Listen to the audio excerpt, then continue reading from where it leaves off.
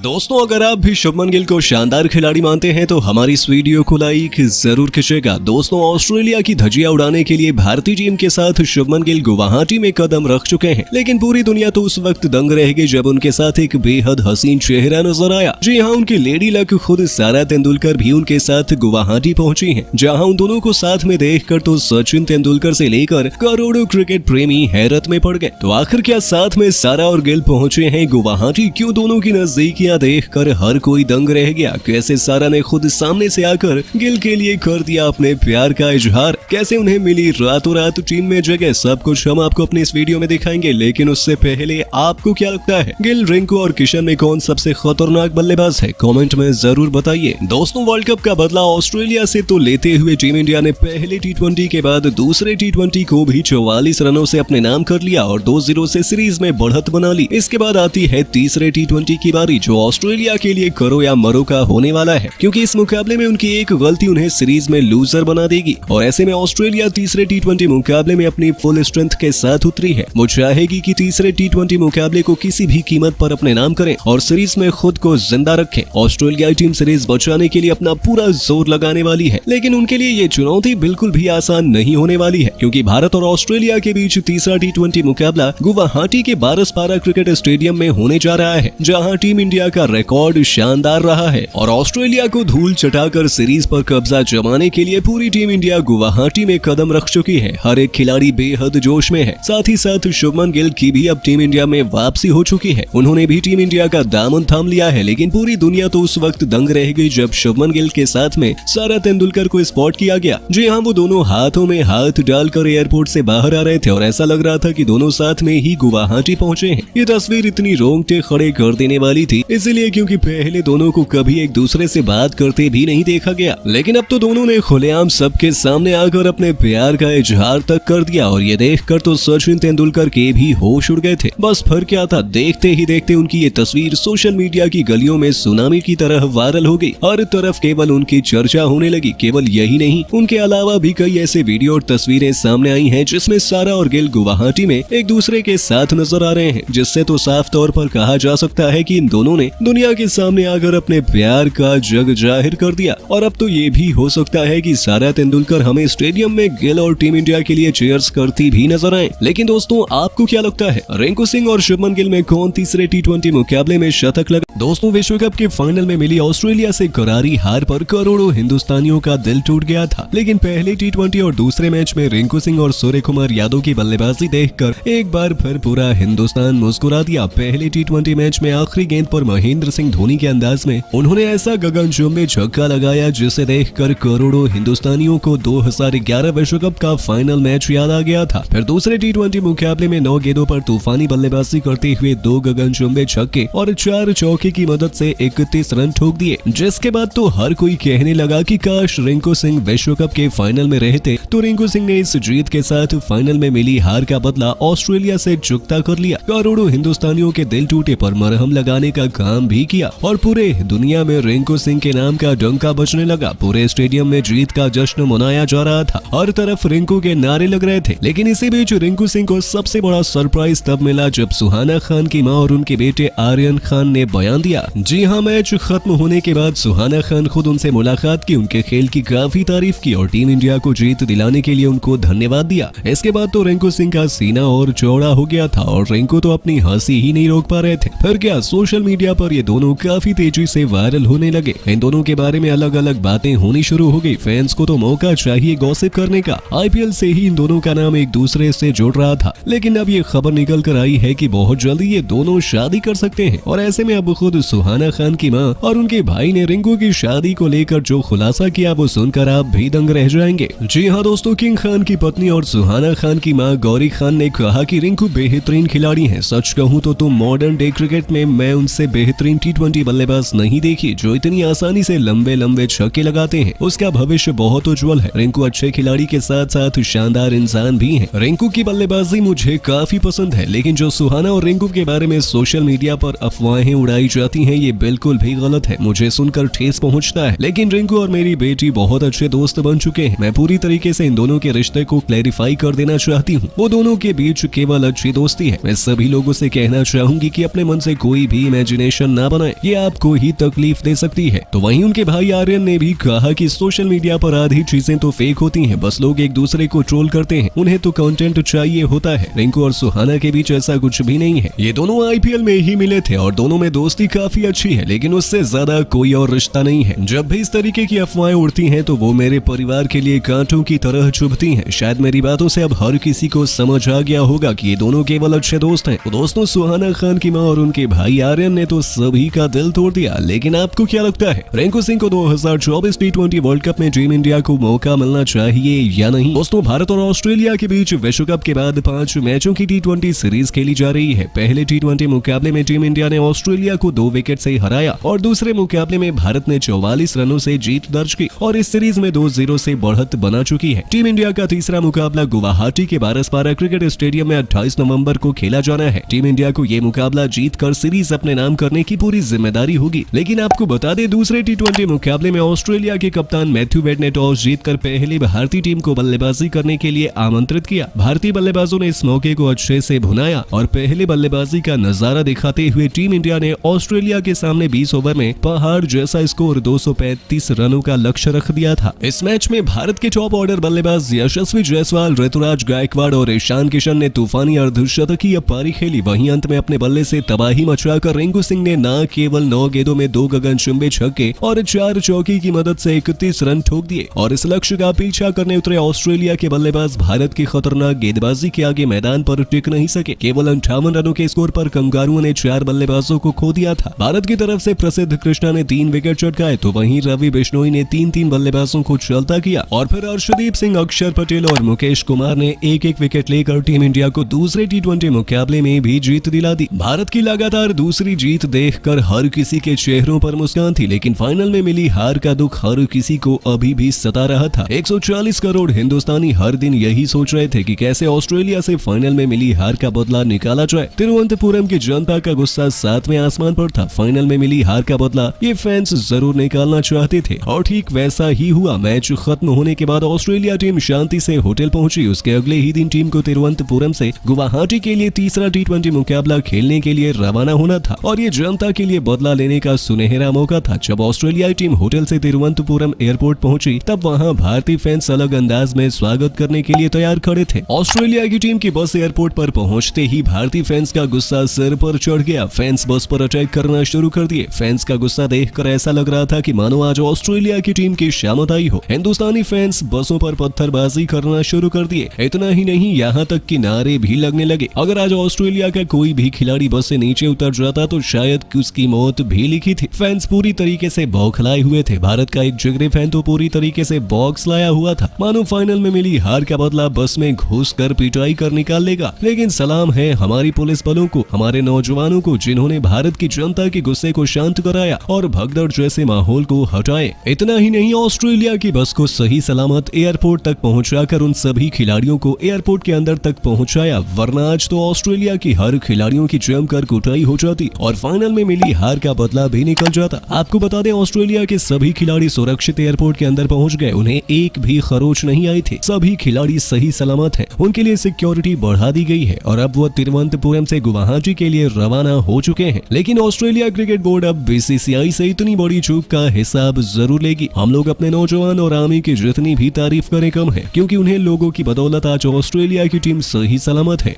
दोस्तों, भारत और ऑस्ट्रेलिया के बीच दूसरा T20 मुकाबला तिरुवनंतपुरम के ग्रीनफील्ड इंटरनेशनल स्टेडियम में खेला गया।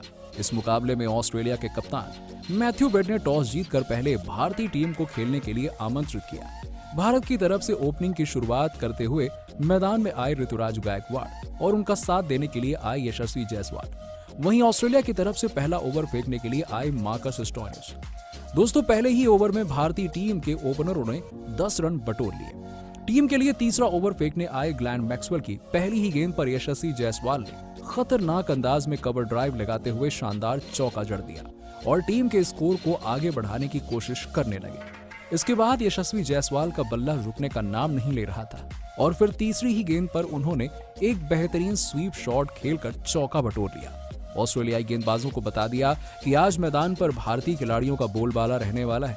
यशस्वी जायसवाल का बल्ला दहाड़ता देख ऋतुराज गायकवाड़ भी रुकने का नाम नहीं ले रहे थे और मैक्सवेल की अंतिम गेंद पर शानदार कवर ड्राइव लगाकर एक और चौका बटोर लिया।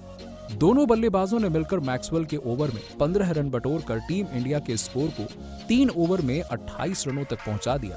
विकेट की तलाश में जब मैथ्यू वेड ने गेंद चौथा ओवर फेंकने के लिए सेन एबॉर्ट को थमाई तो यशस्वी जायसवाल ने बिल्कुल भी रहम नहीं किया। उन्होंने पहले 3 लगातार गेंद पर 3 खतरनाक चौके जड़े और फिर चौथी गेंद पर जायसवाल ने एक शानदार गगनचुंबी छक्का जड़कर स्टेडियम में बैठे हर किसी को हैरान कर दिया। ऋतुराज गायकवाड़ और यशस्वी जायसवाल के बीच में 52 रनों की पार्टनरशिप भी हो गई। विकेट की तलाश में जब मैथ्यू वेड ने अपने तुरुप का इक्का एडम जंपा को 5वां ओवर फेंकने के लिए गेंद थमा दिया, लेकिन भारतीय ओपनर जमकर कुटाई कर रहे थे। टीम इंडिया के लिए 6वां ओवर फेंकने आए एलिस को यशस्वी जायसवाल ने 3 खतरनाक चौके लगाकर केवल 24 गेंदों में अपना तूफानी अर्धशतक ठोक दिया। पावर प्ले के आखिरी ओवर में यशस्वी जायसवाल ने एलिस की धज्जियां उड़ाकर रख दी, लेकिन एलिस के ही ओवर में 5वीं गेंद पर यशस्वी जायसवाल स्लिप में अपना कैच दे बैठे और 53 रन बनाकर पवेलियन लौट गए।